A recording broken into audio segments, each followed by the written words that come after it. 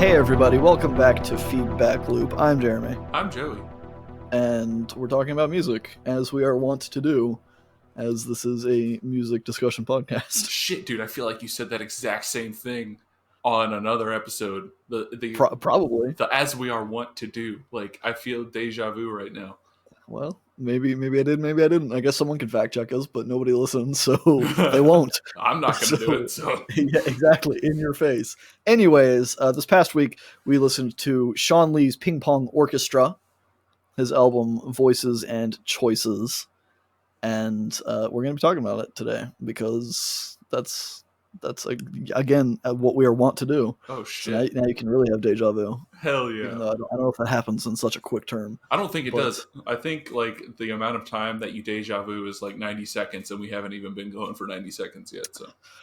Well, now we have. At least the recording has. Anyways, we're talking about Shawn Lee's Ping Pong Orchestra. I picked this album, Voices and Choices, because last week we listened to the Fishman's Long Season, and there was some like instrumentation and stuff that really reminded me of Shawn Lee's style or tones that he gets from a lot of his instruments. Speaking of which, last week we kind of rambled on a bit at the end of the episode, trying to fill some space and just having a casual conversation about experimental music and labels and shit like that. So I'm planning on releasing it this Wednesday, which for everyone listening is last Wednesday, so it should already be out. So if you want to listen to just us rambling about no album in specific, just talking about music, then there should be a snippet upload. I say snippet, it's like 20 minutes probably, but there's a section, a bonus episode, if you will, an excerpt from last week's episode. That's just the good stuff if you don't really care about Fishman's or don't want to listen to Fishman's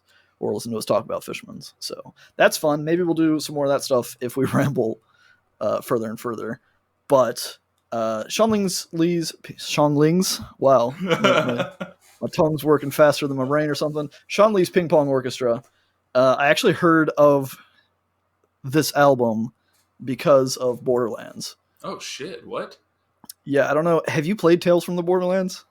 I mean, I have, but I haven't. They have good fucking music in that game. Does he do this one of the songs in the game are on this album, and I will discuss that when we get there. But that's where I heard of Shawn Lee, and I heard it in game. I'm like, I really like that song. I'm gonna look it up. Found this album, and that was probably. Gosh, when did Tales come out? I feel like Tales came out in like 2014. Yeah, it was. So it's been a bit, and this album hasn't been something that I've listened to a lot, especially not as a full album. Yeah. But I do really like the song that is in the game, and I listen to that song. I wouldn't say on a regular basis, but it's in my library of musical knowledge and taste and stuff. So that's that. Well, sweet, man. That's pretty fucking awesome. Yeah, we'll talk about that. For those that don't know, Borderlands is probably the biggest shared interest that Joey and I have apart from music. Yeah, that's the game that we play a lot. So much, way too much. But anyways, this album art, it's kind of dated, I guess. It looks it's like a pale yellow background. That looks like it's maybe on like some cardstock. It's kind of textured a little bit, but it's got some graphics. I don't really know how to describe what's happening, but you see, I'm assuming it's Shawn Lee's face. I didn't look into it. His eyes are closed down at the bottom, and the words "voices and choices" kind of waving out of his mouth, and around his head is a series of images that are all pointing towards his brain, like they're going into his brain, kind of a thing.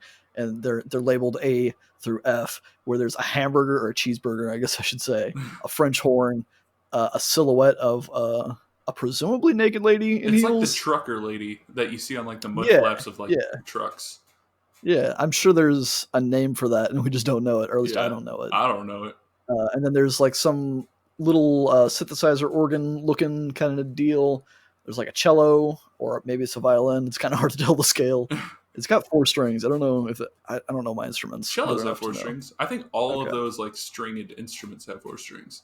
Cool. And then there's like a tambourine or a drum and a tambourine. I can't Can't figure it out. Some sort of percussive stuff, but yeah, it's kind of an interesting album art. Yeah, it looks kind There's a of. lot. It's got like these graphics around his head too that kind of look like giant headphones, or like they're an extension of It's his true. like his brain waves or something. Yeah, so it kind of gives you the idea that he's like absorbing these icons into his like frequencies, into his aura. If we're gonna go that way, Oh shit! we've been rambling too long. Let's go ahead and get into this album. Sure, The why not? first track is aptly named "Intro." Yeah, dude. It's. Let me tell you, it's a fucking intro. It is an intro. It's pretty short. Yeah, 35 seconds. Boom. Boom. I'm glad you had that up. I started to pull it up. I'm like, I should have had this prepared. And didn't. I'm always prepared, except for when I'm not. But Yeah, 100% of the time when you're prepared, you're prepared. it's pretty just bouncy. Like he's just playing the same note over and over again, like just Yeah, short very notes. staccato. Yeah, staccato. That's the word I could not, for the life of me, think of. But yeah, I that's used that word a few times in my notes. there we go. Yeah, yeah. It's a little taste. Yeah, Gets you ready. I mean, it's an intro. It's what it is. It gets kind of ominous with some of the horns, and there's like some dissonant keys that he likes to play with. But yeah, pretty short. There's not a lot to it. So we're gonna go on to the next track, "Song for David," and this is where I'm gonna ask you, what was your impression of the start of this album? Well, okay. So this song, I didn't know what to expect because I don't know. I'd never heard of Shawn Lee or Right. his Ping Pong Orchestra, Yeah. and so it just starts off with just crashing thunder, and I think that kind of set the tone for me because the way I described the song was like a slow, groovy sail through a sea of style, and Nice. it I was like that tagline. yeah, like it was just super cool. There's just like a funky bass solo going on about halfway through it, and then the drums kind of drop out and bring in this cool little piano line. And Yeah. like I think it's an effect on the guitar that makes it sound like a sitar, Yeah, but maybe. uh, I like that sound. I really like that sound, and it's something he uses like kind of Eastern sounds throughout the album, and I Yeah. like whenever that gets blended into stuff like this. This has a very I don't want to say theatrical, I guess more atmospheric vibe Yeah. to a lot of the songs on this album, and this one I feel like did a good job of setting the tone for that because I don't know. I Yes. listen to a lot of soundtracks of especially like Ennio Morricone, and I hear some of that Yep. in this.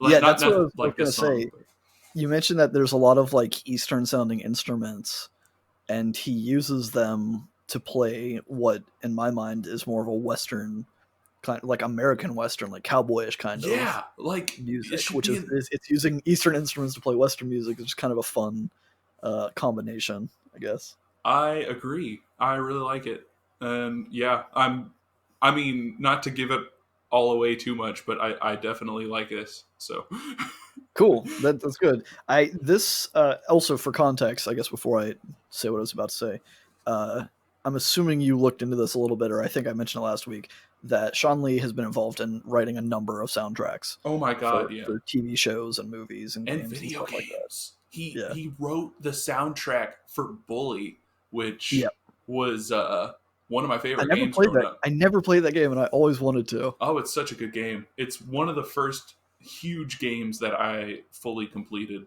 which I just spent so much time on it. It was just a really fun game. Well, hell yeah! So that's a cool tie-in. But yeah, so this song and a few other songs on this album, they have this kind of '60s vibe to Hmm. them, like this a '60s TV kind of thing. So it, in my mind, especially in this track with the thunder effects, it always makes me think I'm watching Scooby Doo Oh because yeah. it's just like kind of groovy bass lines kind of going in the background. It's very atmospheric, like you described. But there's something about it that just always makes me feel like I'm watching an episode of Scooby Doo without the dialogue, which Yeah, isn't a bad thing. yeah, definitely. Like I don't I don't know why I kind of just assumed there would be vocals, but given the Yeah, style of music, I'm actually he does use vocals sometimes. Like there's a few songs that have vocals, right. and I like how he uses them, and I like that he doesn't use them on every track. I like that a Yeah, lot of them are instrumentals. yeah. It's definitely like him showing what he's comfortable and good at doing with kind of the soundtracky stuff, but also kind of blending it into what you would expect a music album to be, Yeah. kind of a thing, which is fun. Yeah. And an extension of that fun is this next track. I couldn't segue. I've abandoned segues for 2021, I guess. Hey, cool. I Fine. guess it doesn't matter because last episode there was no track listing, and now I'm just out of the flow. Track number 3 is Tints Bossa, which I think is a very descriptive name for the track. It's got a very rhythmic bass line. It's got still more of those like movie or TV soundtrack vibes, which is going to be kind of a recurring theme because that's what he does. But I also noted on this one more specifically, it sounds like there's some sort of like Eastern string instrument, like a shamisen or something, or like you mentioned, maybe a guitar effect that makes it sound like it. And there's some flutes that kind of lend itself to that Eastern sound, despite being more of a Western kind of arrangement, I guess. This one, it felt like a spy movie to me, like a scene in a spy movie where the protagonist is sneaking around the enemy base, kind of a deal. And at the very end of it, there's like this descending little 3-note run that made me think that maybe he was spotted or he's been found out, and then it just cuts off. Yeah, like I definitely got the spy movie. I put it down as like a 70s, specifically like 70s spy movie, like an old James Bond. Yeah, or like you're going to like down to the docks where the bad guy's keeping his stuff, and he's like, ooh, looking around, hiding behind crates and boxes, and it's just like I don't know, this whole album just evokes such like vivid imagery. It's like each of the songs are little like 3 to 4 minute movies that play in your head whenever you hear them. Like just little scenes, little snippets. And some grand picture that I don't think is necessarily related. I'm not going to say that these songs, like that this is a concept album kind of a deal, because I don't think there's like a through line through. I didn't try to piece together a full story, I guess is what I'm getting at with the different scenes. So they're just kind of fun little soundscapes. Yeah, definitely. And this one has at least some vocal stylings, I guess I would say. Yeah. There's no like words or anything, but it's got some cool like humming and some like not quite maniacal laughter, but it's got some like some kind of, I guess, creepy laughter or something going on. Cackly laughter. Yeah, there we go. Going on in the back. And he does that a bit throughout the album. Like you said, there's not a lot of true vocals, I suppose. There's not lyrics for a lot of the tracks on these albums, but he does sprinkle in vocal elements and uses them as another instrument to kind of fill out a lot of the songs on the album. Should I try to guess which song was on the Borderlands? I mean, you're right. Okay. You are correct in your guess. That's the next track, Kiss the Sky, was in Tales from the Borderlands. Yeah, and this song, like, the second I heard it, I was like, I had remembered you saying you weren't super familiar. You'd heard like a song off of it, or you hadn't listened to it. I was like, this is the song that he heard. This has to 100%. It is. I've listened to this album prior, but never really like in depth, and never really kept it in rotation or whatever. But this song specifically, like, A, because it's a fucking good song, but B, also because it was kind of my introduction, and it's in Tales from the Borderlands, which again is a huge franchise for both of us, and it just kind of has that memory. I think they have Borderlands series, just to kind of sidebar, has a really good selection of licensed music in all of their games, I think, for their intros, for their end credits, except for maybe Borderlands 3. I mean, but we won't get into that because we don't want this to be a 5-hour long. Yeah, that's true. But yeah, so the song, it was in Tales from the Borderlands, and it's got such a fucking good groove. I love it. It's got a bit of a hip-hoppy beat. It still has some of those staccato stringed instrument kind of deals. There's a vibraphone layered under the bass line that's kind of mimicking it. It's got like a layered vocal choir on the chorus, which gives it a very like big and open feeling, and I don't know, it's fucking great. Yeah, like the whole feel of this song kind of hit me out of left field after the first two songs. Yeah. And it just comes in with like, I guess that, like whatever that, not a harpsichord, I guess it's a vibraphone or whatever that it starts off with, that I don't know, it's just like a cool kind of oldie piano Yeah, sounding I think thing. harpsichord's a pretty good descriptor. Yeah, it sounds like that, and I fucking love harpsichord. It's just like such a cool sound to me. And Right. then whenever the drum comes in, it sounds like one of those older hip hop beats that like from like the late '90s that you'd hear like the people being like, "That was back whenever hip hop was Yeah. good." Because It's old school hip hop, quote unquote. yeah, and it's just got these awesome vocals that they put this like watery effect on them, Yeah. and yeah, it just sounds really cool. It's a fucking jam. It's a bop. Yeah. The post chorus section really fucking gets me. Like it after I think it's the first chorus, it like everything kind of drips out and it's just the bass and the vibraphone and the string section over the drums, which I guess isn't really a lot of things. But I mean it is a lot of things getting filtered out because the chorus is kind of big and Mm-hmm. stuff. But then it kind of adds in the main melody and then like a counter melody. And then there's like a quick vocal sample of the chorus, and then it starts into verse 2 with, like you said, those watery vocals. I just like the kind of transition period there. I think it's really nice. And then the song rides out and it's very smooth and nice and it's just I love it.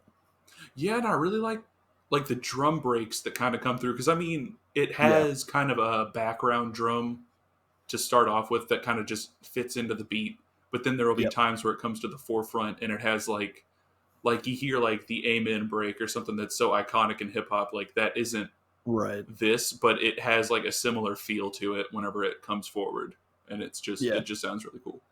Yeah, and I'm glad I'm glad that you noticed that because I felt in a lot of this. I mean, it's background music for a lot of it. It's a lot of like atmospheric soundtracky kind of stuff, and as such, the drummer doesn't get a lot of time to shine in the light. But when he does, he shows his chops, and he does it well, and he doesn't like he doesn't sack hill it, but he gets to show off in a few songs, Yeah, and especially in some of those fills and stuff, and it's refreshing for me it as someone who definitely listens to a is. lot of drums.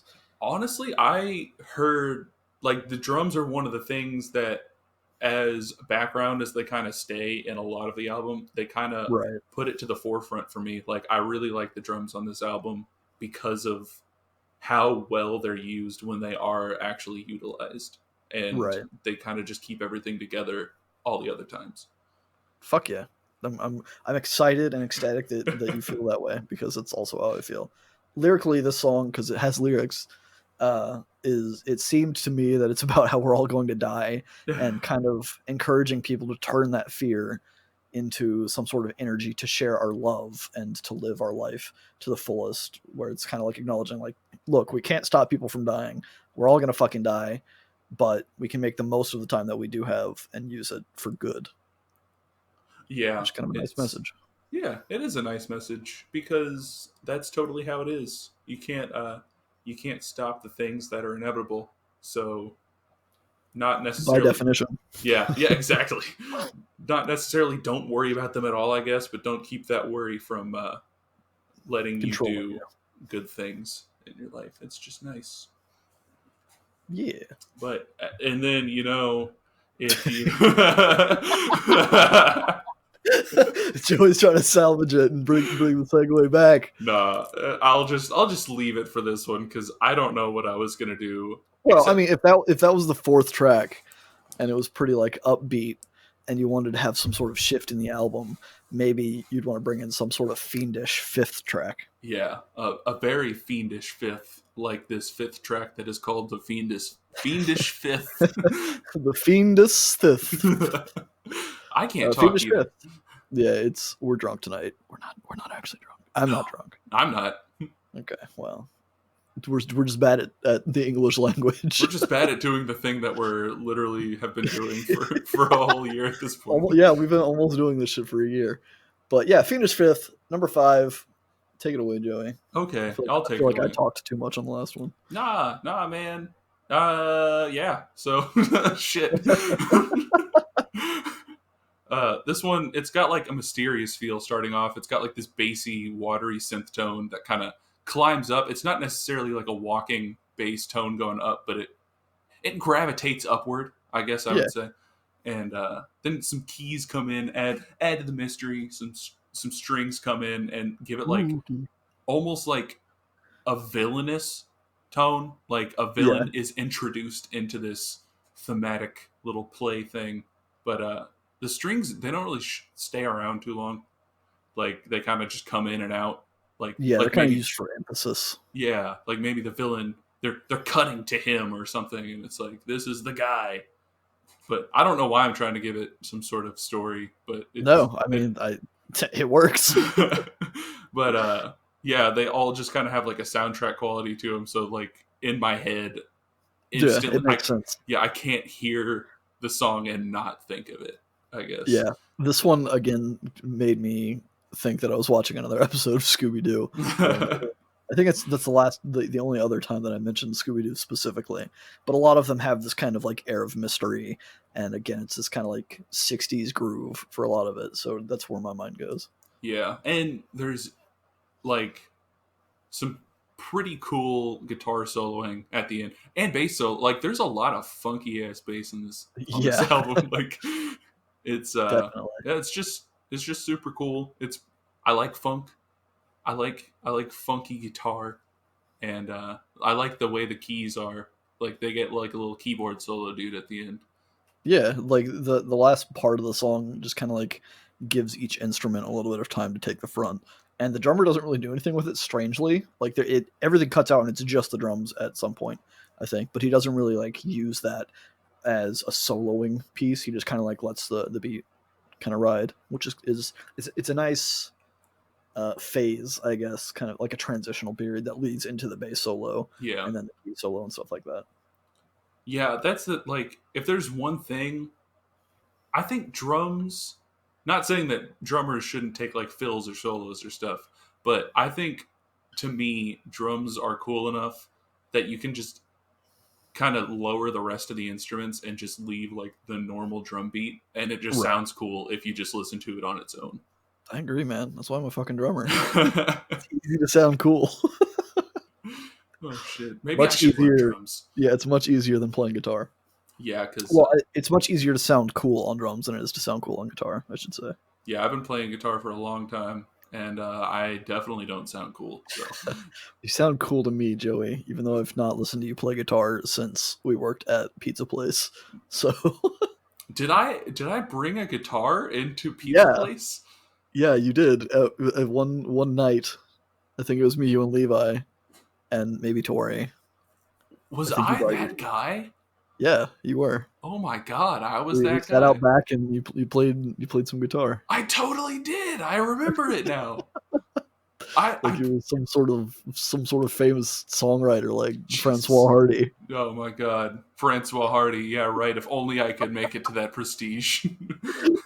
Track number 6, Francois Hardy. See how I diverted? We started to derail. Got it back on track. Oh god. Track number 6, Francois Hardy. Francois Hardy Yeah. That's how you say it. from my American tongue. I Oh, really like the drums on this one. yeah. They're pretty much identical to 50 Ways to Leave Your Lover by Paul Simon. That was kind of interesting. Like almost like exactly the same. But I like it. It's a cool drum pattern. Yeah. It's got some lovely strings that are kind of offset by the guitar melody and some soft spoken French lyrics and then sung French lyrics. I couldn't find the lyrics for this song online anywhere, and I was kind of curious how much you were able to pick up since you were at least somewhat learned in French. So, The only thing I will say is that I googled Francois Hardy, and she was a singer in the '60s, so I'm assuming that the song is about her. well, okay. So, these are not I can't guarantee that this is Right. correct. But Right. um the chorus where he's saying like We're getting the Google Translate version. exactly like I heard stuff and I picked up on stuff and then I ran what I thought I heard through Google Translate Well, there we go. because Anyways, uh but okay, so like the kind of chorus part, he's saying like je ne m'appelle pas Francois Hardy, which means my name is not Francois Hardy. okay, Or like I am not Francois Hardy. right. And then after that, he says je suis something, but I couldn't, which means I am something. I couldn't understand what that next word was. But then he says Et je m'appelle Shawn Lee. So my name is Shawn Lee. So I'm Okay, something, and my name is Shawn Lee. gotcha. So he's saying that he might not be Francois Hardy, Yeah. but he is who he is. Well, it's kind of like that. He also starts off, and this once again, it might not be right.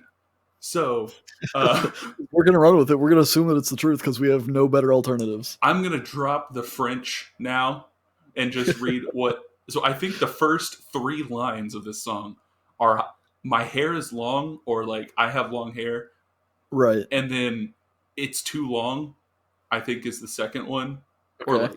like I think it's too long or something, and then the third one is I'm going to cut them, or I'm gonna have to cut it, or something like that. So like he's Right. saying, and I guess that's the reason he's not Francois Hardy.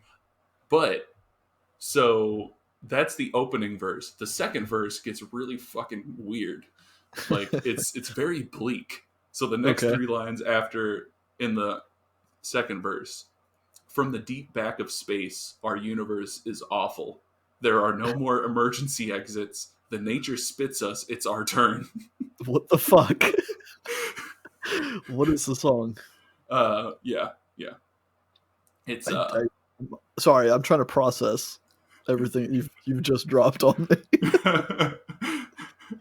but yeah, it's just I wasn't expecting it at all, Yeah, and yeah, that's I'm it's gonna need time. it's a I, cool I song. can't. I don't want to hold up the podcast because I'm trying to process this obscure abstract knowledge that you've dropped on me with there being no emergency exits uh, from the universe. But No, that's it's definitely what like I really like the song. It is very finding out what I presume the lyrics to be. right. Uh, Could be completely wrong, yeah, but but that's fine. That's part of, it's part of life. and Being wrong sometimes. if no shit, I can't Took do too it. long. I Too long. took You way too, hesitated.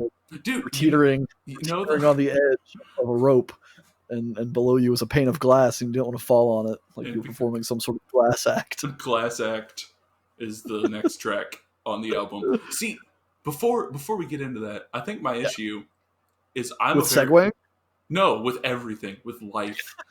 with life, not just the English language. Yeah, is my brain is too slow. Like this is an issue I have when I'm just speaking to people. Like I've been told that I just kind of stare blankly, Yeah, and I've learned to get over the uncomfortableness of doing that. And it's but because my nobody else has. nobody else has no. I just kind of stare at people while I'm trying to think of what to say. You And got to phrase it in a more positive light. It's not that your brain is slow; it's that you're very methodical and you choose your words very carefully. we'll It doesn't see. matter. It doesn't matter if that's the case. Okay, That's your excuse.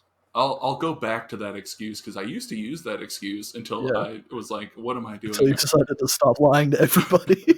Including myself. I mean, it is what it is, man. Glass Act, track number 7. I'm not sure if it's a play on Class Act or if it's Like just a glass act. I feel like it has to be, but there's also the sounds of like breaking glass in this song. So Yeah, so it's literal glass. It's got a kick heavy drum pattern on this one with some rhythm hits, which is kind of good and cool. It's got some bongos. It's very percussive yeah, overall. It's got some dissonant, echoey piano, piano. Hi. I don't know. I was trying to reproduce what it doesn't matter. It sets up this kind of like creepy atmospheric song like you would expect, and then this funky ass bass comes in, Hell yeah. followed by some more like choral singing and stuff, and it's just the bass is fucking kills it on this track, and I love it.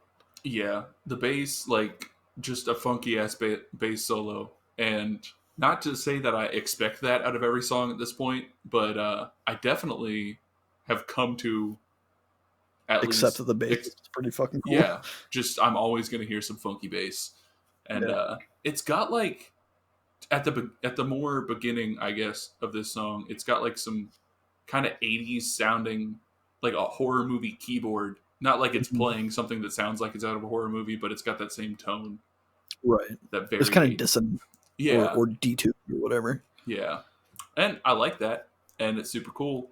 And also, like you said, the drums, they're very kick heavy. Makes it sound super cool.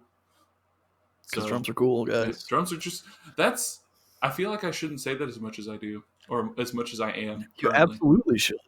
Hey, Yeah, if you're listening to this and you're trying to figure out what instrument you want to play, play drums.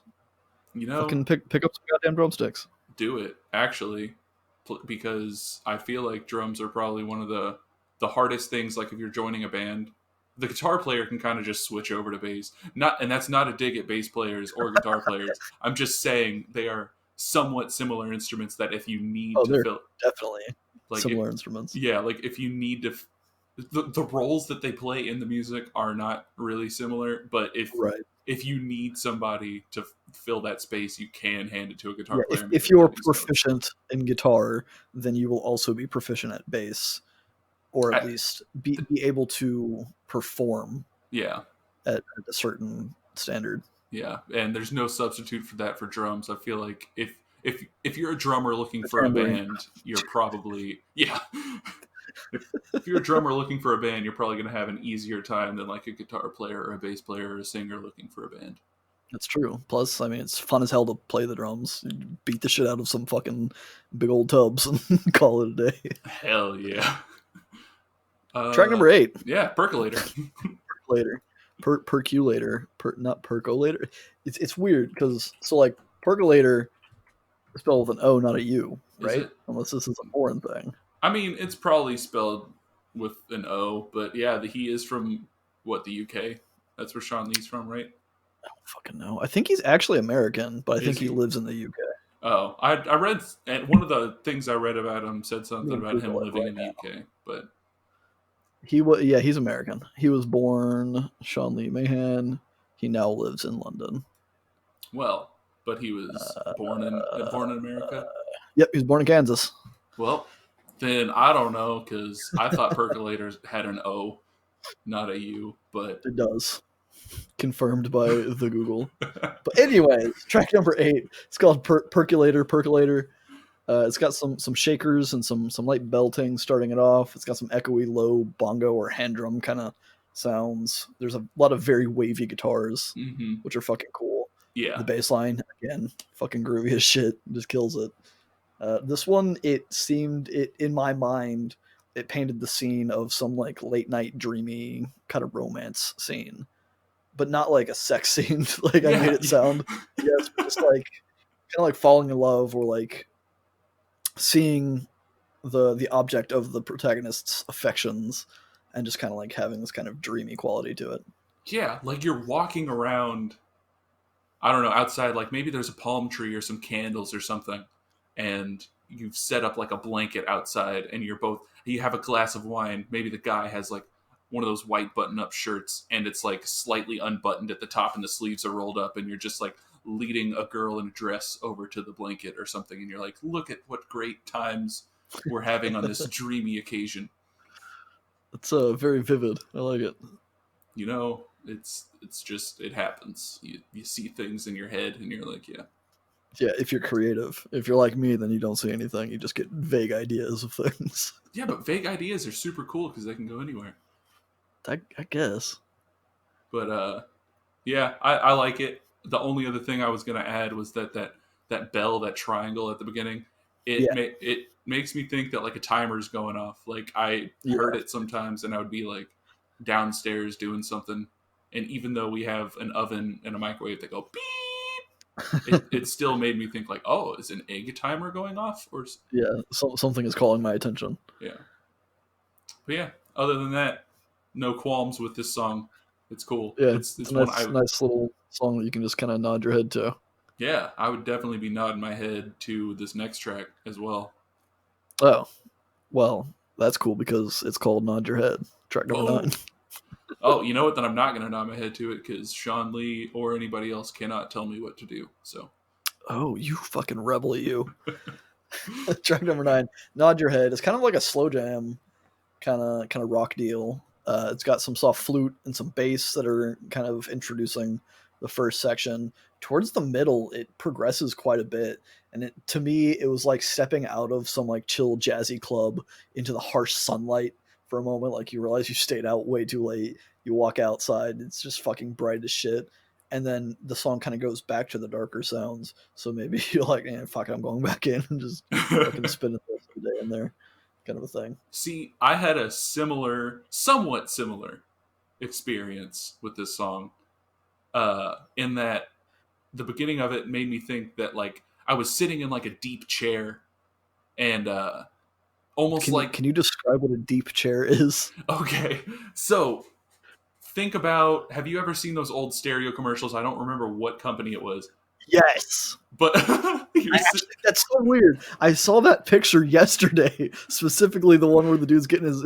fucking like hair blown back. Yep. Or his like, I forget what the fucking company was, but yeah, I know what you're talking about. Yeah, so like I'm sitting as far into a chair as that guy was sitting. Like I'm just super deep in a chair, just sunken bad posture, in like a smoker's jacket, and I'm like sipping something, and that's the kind of slow jammy part of that song. And then whenever it picks up, is like the floor kind of melted away, and I'm being lifted upwards into space, and I'm kind of like, what's happening? Whoa, I'm floating around up here, but it's cool. And then whenever it goes back, I just like sink back into my chair, and I'm like, oh, I guess that was just my imagination. Just my man. Yeah, there's a guitar solo in it towards the end that's pretty fucking neat, and then everything kind of gets quieter and then builds back up. It kind of like, it reminded me of a lot of like Pink Floyd stuff towards the end of the song, which is definitely a compliment. Yeah, for sure. I don't think anybody didn't take that as a compliment until you said something about it. I mean, it's I guess instinctual.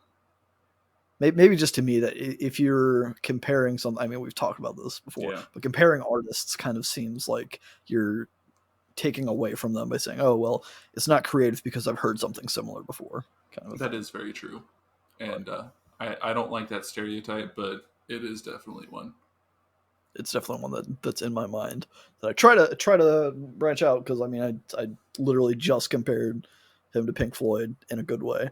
So I don't fucking know. Maybe my brain just likes to be controversial and fight on both sides of whatever topic we're discussing. Yeah, but that's the best way to do it. You got to play devil's advocate all the time for yourself, no matter what you're doing. So you're always arguing against yourself. Yeah, it sounds like a real fun time. Yeah. Well, you know what's even more fun? Please tell me. The hourglass effect. Oh, you mean track number 10? Yeah, and in fact, I do mean that, because I don't think there's any effect called the hourglass effect that I know of, so I have to be talking about this track. It probably is. I probably should have looked into that. Anyways, the hourglass effect. Maybe you can Google that while I'm talking. But it's got some horns and some vibraphone. He brings back some vibraphone. He has kind of scattered in, and we've mentioned before that we both fucking love vibraphone. Oh yeah. There's like this dark boding bass and drum section that comes in, and then the rapper comes in, because there's a fucking rapper. It's a rap track. I meant to credit the rapper. Let me look here. It should have it. It's Omega Watts is the dude's rap alias. Nice. But it's I don't know. It's pretty just a cool, fun, chill rap song. There's a trumpet throughout most of the song, and it's kind of like weird how well the trumpet fits in the song. Like I can't really describe effectively how that trumpet made me feel, but it was like, it seemed like it was out of place, or it seemed like it should have been out of place, but it wasn't, and the trumpet just like, it persisted in a way that I was not expecting, I guess. Yeah, I definitely appreciated the trumpet. It was a nice little like cherry on top, because I do like the song. The rap definitely caught me off guard whenever it started, but it sounds super cool. So, and it is pretty cool. As the lyrics, like, I don't know, they talk about wanting to go back in the past and like erase past, I guess, stuff that you have done in the past. And the guy near the end starts talking about having actually gone to the past, and he's going to erase it, and like the music kind of gets super ominous as he's talking about that. Yeah, I kind of took that as like because I don't know, it seemed there were some hints that seemed to be like he was talking specifically about like a breakup or something, where it seemed like he was reflecting on mistakes that he made in the past, and by him saying that he's going back to the past or that he's fixing these things, it seemed like he's going to keep courage and energy going forward and try to not undo those mistakes, because I mean that's what he's literally saying, is like he's going to go back in time Yeah. and do that thing, but more of like just be better in the future and try to make amends maybe for things that he had done in the past so that they're on good terms with whatever. Yeah. Oh, yeah. So Hourglass Effect. I don't think that has anything to do with what the song is, but the very first thing that pops up on Google or Bing, I guess, because I'm using Edge, Bing! is the What an edge Hourglass. lord. Yeah, I know. Seriously, it's all about those Microsoft points, though. Yeah, gotta get So those free Amazon gift cards. eventually, after like a year of intentionally searching things at Bing, What is the hourglass effect? it is the essential roadmap to attracting, mentoring, and leveraging female talent in your organization for maximum competitive advantage and dynamic growth. I think that might have some sort of bearing. I mean, like I said, I was getting some sort of like past romance vibes, where maybe he was using a chick for some sort of advantage, and then she found out that she was being used, and they had a fight, and now he's like feeling bad about it and wanting to fix that. Perhaps Well, I'm gonna put it in there. I'm gonna shove it in there, even if it doesn't make sense to shove it yeah, in there. no, you know what, Shawn Lee, like, I'm sure he knows what he's talking about. So, or I don't know anything about the guy. He could be just talking out his ass. what'd you say the guy's name was? The rapper? What's his? Omega Watts, For some reason, I wanted to call him Omega Sword. like some sort of Power Ranger villain. Yeah. A Oh much shit. cooler name, I think, than Omega Watts. But Omega Watts cool. It's got some resistance, right? Ohms, but also Omega, but Also megawatts and also watts. megawatts and Shit, also dude. watts. It's multifaceted rapper name. I haven't Yeah. heard anything else by him, but I'm sure he's done things. He I seems like a mean, cool guy. he's done at least one thing. So, He's done at least one thing on an album that neither of us really listen to a lot, but you know, but it is what it is. yeah. And the next track is JW. Yeah, in case you were just wondering. Just wondering there. I don't know what JW is supposed to stand for, See, but that's what I tried to find it, and I didn't. maybe it's maybe it's like a person's initials. Yeah, I mean, John Wilkes. there we go. Isn't that the guy that like shot Abraham Lincoln or Yeah, something? John Wilkes Booth. Yeah. Why do I know that and you don't? I mean, Maybe no, okay. I think what happens is that you know a lot of things, but you're not confident enough to say them as if you know them. So you question, you pose them as questions instead of just confidently stating, "Yes, that is the guy that shot Abraham Lincoln." shit, dude, you figured out my fucking tools. I Your actually know game. everything, and Yeah, I just question it. That way, I can play you both appear sides. humble. Yeah, Yeah. No, it's if I'm wrong, I can be like, ah, yeah, I right. must have been. I didn't know that. I already didn't Right. know I that. never claimed to know that. Yeah. I was asking because you should know that, and I Yeah. don't. Because that sounded kind of familiar, but Anyways, track number 11, John Wilkes. JW, John Wilkes. Not John Wilkes Booth, just John Wilkes. John Wilkinson. It's got another like vibey, slow rock kind Hell of yeah. feel. It's a lot of nice guitar chords and melodies. Brings in some more of those flutes. There's kind of this mariachi thing going on with the guitar under a lot of the like building sections, Yeah. and the song really progresses a lot. It feels like this whole song is just like a journey in itself. The drummer gets some time to like flex a bit with some of the fills and these like mid sections that I really fucking love. There's a lot of like quick changes towards the end, and I don't know, it feels like there's a lot of like on the guitars there's a lot of like classic Spanish guitar influence, and then suddenly out of nowhere the ending has this like kind of Renaissance era trumpeting that just comes out of nowhere and stops. Yeah, like so I do like this song, but I wish it ended or played out with the finger picked guitar Yeah, part. Like I totally wish it ended with that. But I didn't write the song, so but that's just my 2 cents.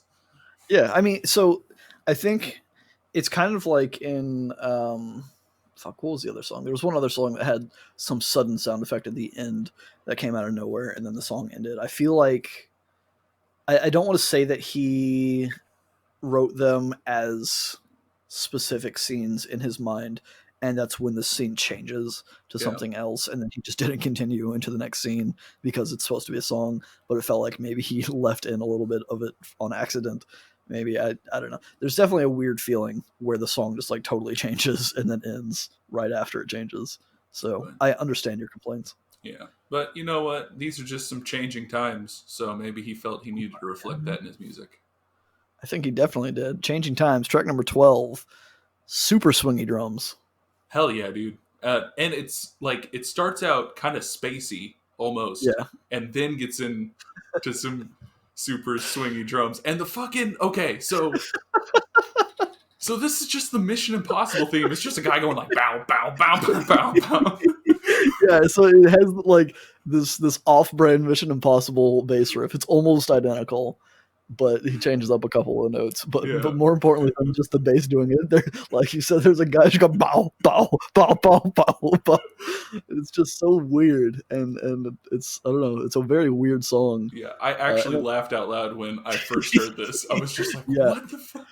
Yeah, I actually like put that this seems like it would either be used in a parody spy movie or in some other like comedy vein where the characters are sneaking around to add some like ironic humor and weight to something, but not playing it too seriously. Yeah.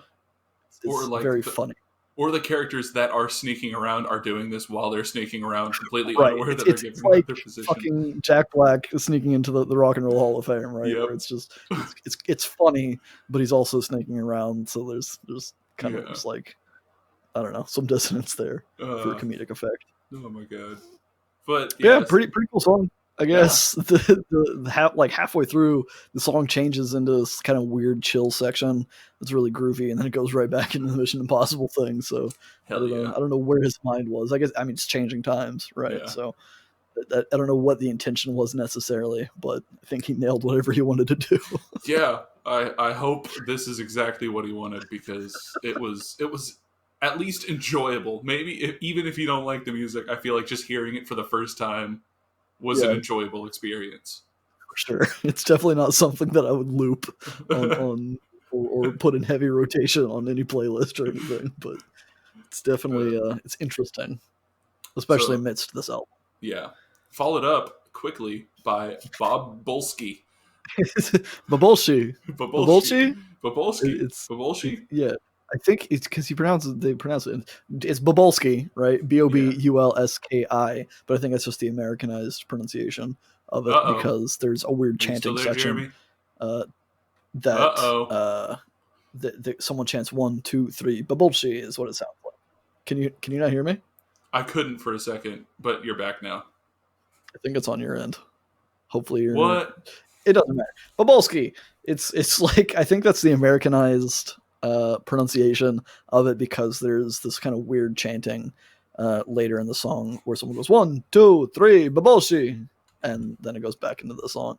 But yeah, there's like a lot of layered vocaling of like da da da da da dee da kind of deals going on there. I don't remember what the melody is, but it's it sounded like an Eastern European version of like da da da da da da or something. Yeah, yeah. There's some weird vocal scatting, I guess, in some way.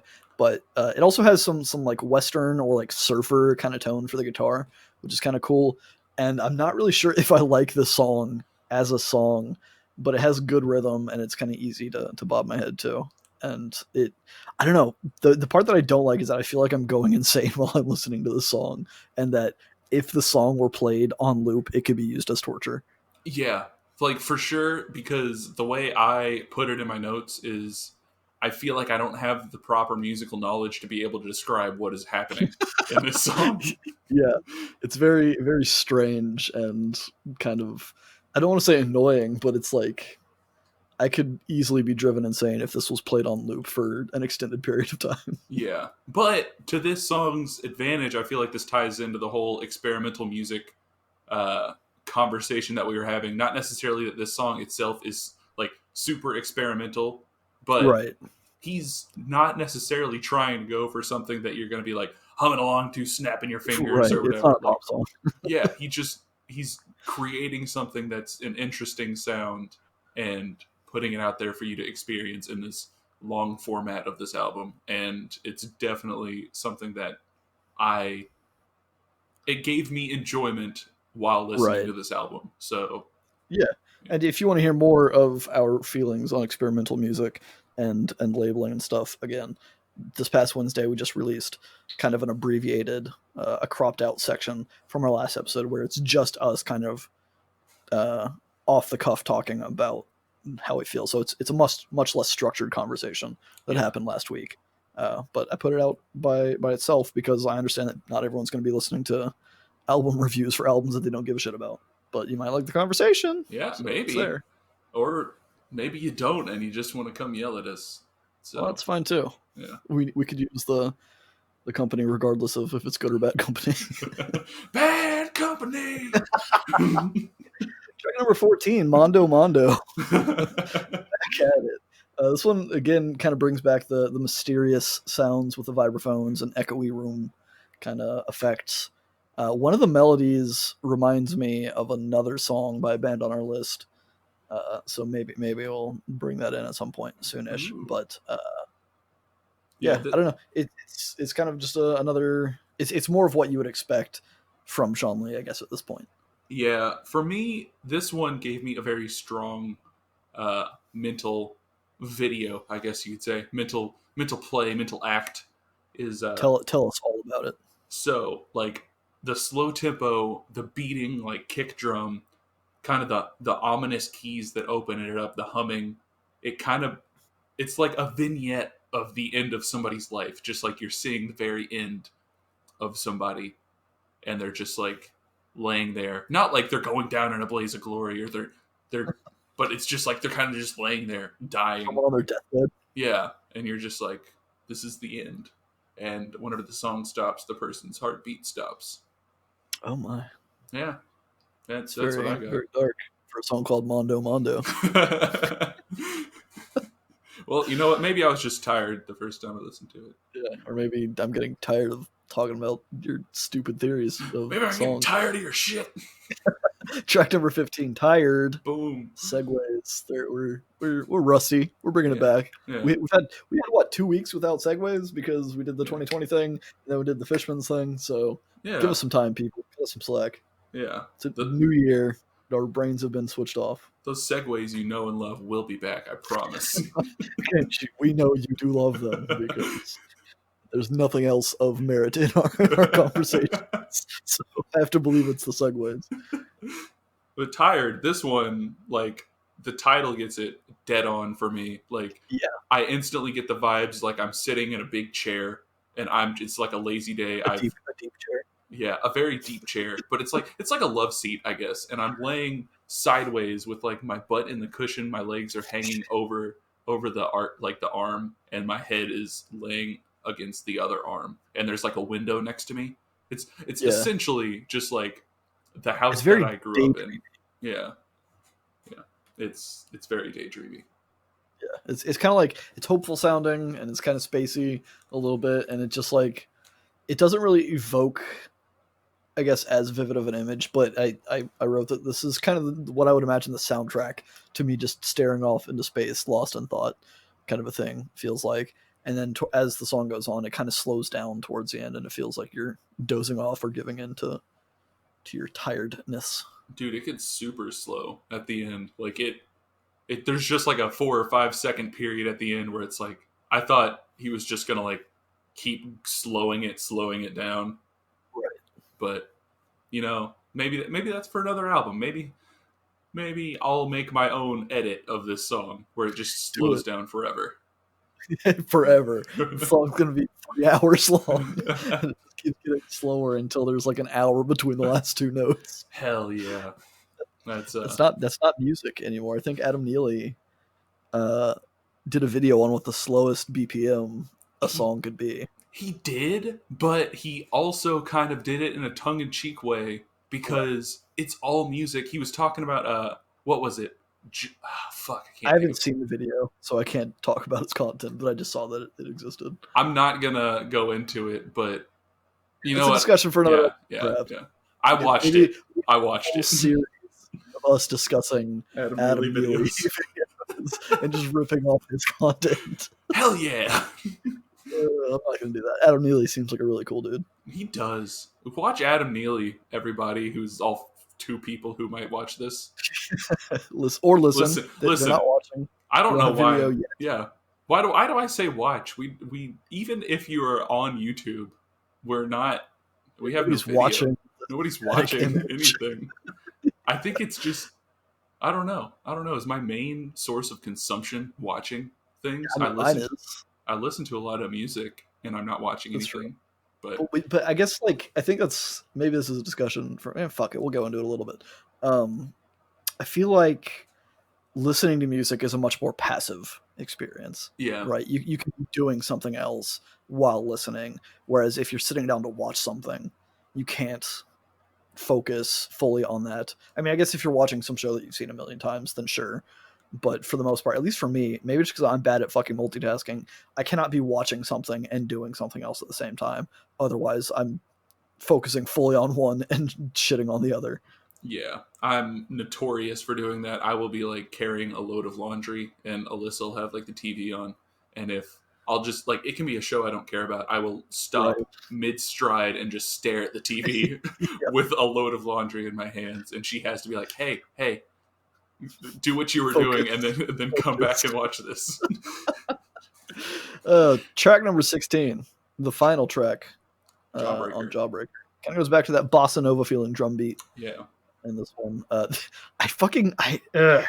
He uses the mouth harp yeah. in this song, and I Jaw can't harp. say I love jaw harp. Is that what the I don't I know. don't remember. So, well, the thing is, maybe this is I mean this for historical purposes. The first time I was introduced to such an instrument, I was very young. I was in church, and the person that was telling me about it called a Jew's harp, Yep. which I'm sure is offensive and why it's no longer called a Jew's harp. But that's what it is in my mind. Yeah. So I wrote mouth harp because I wasn't sure what the official term is. I could have Googled it, but I couldn't be fucked to do that. So it's got this jaw harp kind of deal, which is just a very springy sounding instrument. And I can't say that I love it. I think that it's an instrument that should be used for accent instead of like the lead melody or the lead focus of a song. Yeah. Uh, but yeah, Luckily, it's kind of only the garbo. focus for like the first maybe Yeah, that's minute fair. or so. It does cut out and gives the bass some space to groove, which is fucking cool. And then there's like this big orchestra kind of section that comes in, and then it goes to like a guitar driven thing, much more like what you'd expect. But just like I don't know, the mouth harp, the jaw harp thing, just like rubs me the wrong way. Yeah, it definitely like I don't know. Abrasive. It's like like it's the thing that you'd see if like some wacky antics were going on in a desert scene or like in a cowboy scene or something in a cartoon. But it goes on for way too long, I feel. It does go on for a very long time. Like I kind of thought the whole thing because I know it as the jaw harp because like you, I heard its or I read its original name of the Jew's harp or Jew harp or Right. whatever, and then I saw it. I was just like, okay, I guess that's just what it's called. And then It's just a side note before you finish the story. Sorry. I Googled it. I Googled jaw harp.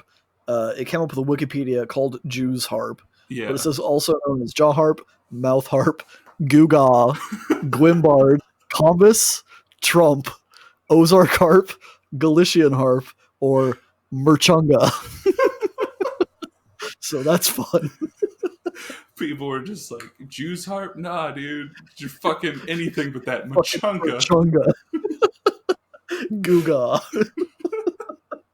Oh fuck. Sorry, I Uh, didn't mean to. I couldn't contain my laughter as I was reading it, so I didn't want to like just be laughing in the background of your story. Oh my god, no, it's fine because oh my god. So yeah, I read it as Jew harp originally because that's what they wrote. That's what it was called, and then I Right. read it again like a year later and saw jaw harp, and I was like, wait, am I just like secretly anti-Semitic? And I just, Right. but Yeah, no, just it was originally called Jew harp. But subconsciously reading the A as an E kind of yeah, deal. Yeah. but yeah, it's very just weird sound. Like honestly, there's people that practice and practice at it. Like I, whenever I first started looking into it a while ago, whenever I like discovered what it was, I was like, there's got to be more to this because people seem to be fucking riled up on about the jaw harp, and no, it was just some dude playing like a springy ass like boing boing boing boing. Like, yeah, it's kind of weird. Just I really shouldn't be doing this while we're recording, but I still have the my Bing search up for it, and there's a video result. And the first video result is how to play the jaw harp, a beginner's tutorial. And this dude's wearing a Mastodon shirt. So like, there's a connection of like, yeah, we like Mastodon, but also why is he teaching someone how to play a jaw harp when it's such a one note instrument, one dimensional instrument? I don't get it. Yeah, fuck. How did this turn into a closing that tab? I mean, the song's called Jawbreaker, so that's true. Makes sense that there's a jaw harp in it, but I don't know, kind of annoys me a little bit. Yeah. Oh fuck. Oh my god. I'm not recovering from fucking Kuka. Anyways, yeah. What do you think of the full album? I guess we know mostly. Yeah, I do. I really like the full album. There's some spots on there that I don't think I would give like repeat listens to, or at least like listen to them on repeat as songs. But definitely, there's quite a few tracks on there that if I was trying to make like an atmospheric playlist, I'm definitely like putting those on there. And, I definitely don't think this is an overall solid album as a full body of work kind of a deal. But, I think a lot of the musics are good atmospheric backing music, and some of the tracks like Kiss the Sky are just fucking fun to listen to, and they're good songs. So it's got some highs, it's got some lows, but overall it's a fun experience to listen through. Definitely. Yeah, at least listening through it once. Like, I would recommend listening through it once at least, like the whole thing. But yeah, I agree with you. I agree with you there. Oh, cool. What are we doing next week, Joey? Next week, we are listening to, I don't know, a little guy, you might have heard of him, Jacob Collier. Oh, shit. Well, you said that like I was definitely going to have heard of him, and I haven't. This guy's fucking amazing, and we're listening to his album from 2019, Djesse Volume 2. Okay. It is part 2 of 4. Djesse Volume 1, 2, and 3 are out currently.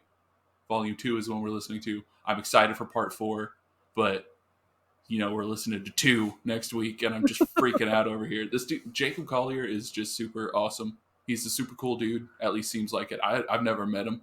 I'm never going to meet him. So you don't know that. I think I can say with pretty high confidence that I am never going to meet him. If he gets curious, he listens to our podcast. Jacob, if you're listening to this right now, shoot us an email and make Joey's dreams come true. Honestly, though, he's like such a cool dude. Like, if there was somebody that would do that, I feel like it would be him. But see, that means it's in the realm of possibility. He's just extremely musically talented, and not. I don't know. He works extremely hard to hone his craft. He is right, but he is also like he's just really good. He's just really smart. He's really good, and he's awesome. So cool. Those are all great descriptors for our next week album, Djesse Volume 2, spelled with a D at the beginning, so it's DJESSE for those that are going to be Googling. I mean, I guess if you look for Jacob Collier, you'll probably find it because it seems to be his big thing. Yeah. Yep, for sure. And yeah. So stay tuned for that. Reach out to us.